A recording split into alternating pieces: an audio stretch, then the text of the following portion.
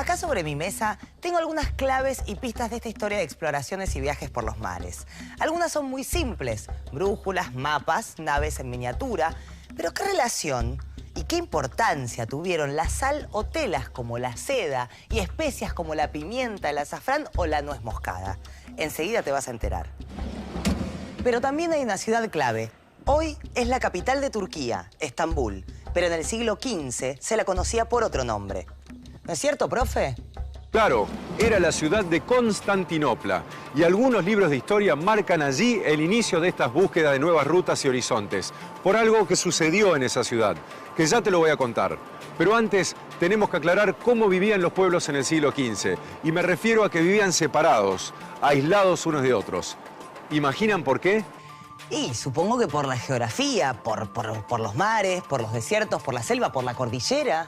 Claro, las barreras naturales, pero las rutas comerciales que establecieron los europeos occidentales permitieron ir conectando, integrando a estos pueblos. Ahora sí te cuento por qué Constantinopla es una ciudad clave en esta historia. Veámoslo en estos mapas.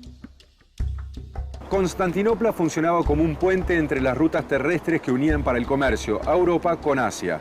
Además, su puerto era paso obligado en las rutas marítimas entre el Mar Negro y el Mediterráneo. Pero a mediados del siglo XV, en 1453, el Imperio Turco, de religión islámica, enemigo de los reinos cristianos, se apoderó de Constantinopla y bloqueó las rutas comerciales entre Oriente y Occidente. ¿Qué hicieron entonces los comerciantes y navegantes europeos? Ellos tenían cada vez mayor necesidad de mercancías porque el comercio estaba en continuo crecimiento. Entonces, si no podían transitar por Constantinopla, tenían que buscar nuevos caminos. Y esto los impulsó a explorar nuevas rutas que los llevaran hacia Oriente. ¿Pero por qué eran tan importantes para los europeos la sal o las especias? Supongo que no era solo para cocinar. Las usaban para condimentar los alimentos, sí. También para fermentar bebidas caseras y para la medicina. Pero tenían otro fin fundamental: conservar los alimentos. Los comerciantes europeos usaban esta ruta para proveerse de algunos de esos objetos lujosos que vendían a los nobles feudales y los eclesiásticos. También los nuevos ricos burgueses iban a interesarse por esos lujos que en Europa no se producían. Ya vimos que portugueses y españoles se lanzaron a la exploración buscando nuevas rutas marítimas. ¿Pero cuándo llegaron a la India por esa vía?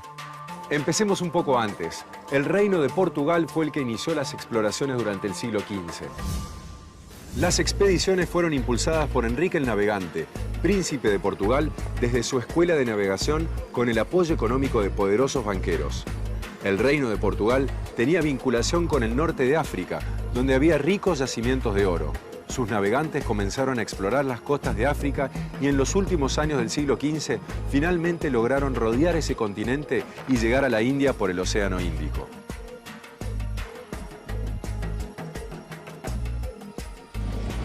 Ahora, ¿cómo hicieron para llegar a América, explorarla y tener esa visión total del planeta? ¿Por qué eran tan buenos marinos? En principio, eran buenos marinos, porque aprendieron de su propia experiencia y de la de muchos otros pueblos. Veamos este mapa. Ya dijimos que la península ibérica, formada por España y Portugal, estaba estratégicamente ubicada, porque era el punto de unión entre el mar Mediterráneo, el todavía poco explorado Océano Atlántico y el Mar del Norte.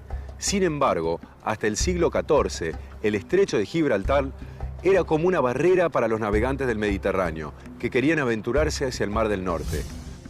Los hábiles marinos de la Europa del Norte tampoco solían frecuentar los puertos del Mediterráneo, porque no había un comercio de importancia y porque sus naves eran bastante precarias para esa travesía. ¿Cómo era la navegación en el Mediterráneo? ¿Cómo eran las naves? ¿Eran seguras? ¿Podían enfrentar las tormentas? La navegación era principalmente costera, de cabotaje, es decir, de puerto a puerto, para intercambiar mercancías. Las embarcaciones eran muy pesadas, movidas por remos. Estaban hechas para un mar interior, cerrado, con pocas corrientes. En invierno no podían utilizarse porque el peligro de naufragar era muy grande. Y si pensamos en el comercio, nadie quería arriesgarse a que las mercancías terminaran en el fondo del mar. Pero la navegación iba a evolucionar. Españoles y portugueses iban a cambiar la historia de la navegación europea y también la historia del mundo. Con los nuevos instrumentos de navegación, ¿no? A comienzo del siglo XV, la mayoría de los instrumentos utilizados por los marinos europeos eran los necesarios para la navegación de cabotaje. La brújula magnética, el reloj de arena y la plomada. Pero con el correr del siglo se introdujeron el cuadrante para la medición de la altitud y el astrolabio para calcular la latitud observando la altura del Sol o las estrellas. Estos instrumentos hicieron mucho más fácil dibujar con precisión los llamados portulanos. A ver, un minuto. Portulanos. ¿Qué eran los portulanos? Eran los diarios de viaje donde los navegantes anotaban los rumbos y las distancias entre los puertos. Luego añadieron otros datos como la latitud, la inclinación magnética, aspectos meteorológicos, oceanográficos o hidrográficos que permitieron una mayor precisión en los viajes. Entonces, repasando, los avances en la construcción de naves, sumado al perfeccionamiento de la brújula, el astrolabio y las cartas de navegación, llevaron a los europeos al inesperado descubrimiento de un mundo nuevo para ellos: América. Claro, porque lo que Colón quería era llegar a Oriente cruzando el Atlántico. Pero, ¿en qué se basaba? ¿Cómo sabía que eso era posible? Los viajes de Colón fueron la culminación de largos debates. Claro, 3 carabelas, 90 tripulantes, instrumentos de navegación, alimentos para mucho tiempo. Era un proyecto bastante costoso. Muy costoso. Por eso Colón recorrió las principales ciudades de Europa para conseguir fondos. Finalmente logró el apoyo de los reyes de España, quienes dieron su aprobación para que sus banqueros proporcionaran el dinero para la expedición. El 2 de agosto de 1492, Colón zarpó con su flota del puerto de Palos, rumbo al oeste, cruzando el Atlántico. En su tripulación había marineros profesionales. No viajaban ni mujeres ni religiosos. Martín Alonso Pinzón, un destacado navegante, comandaba una de las carabelas, la Pinta.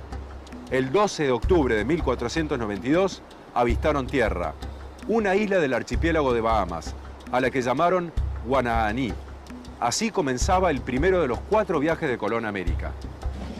Pero Colón nunca supo que había llegado a América. ¿Cómo imaginaba entonces que era el mundo?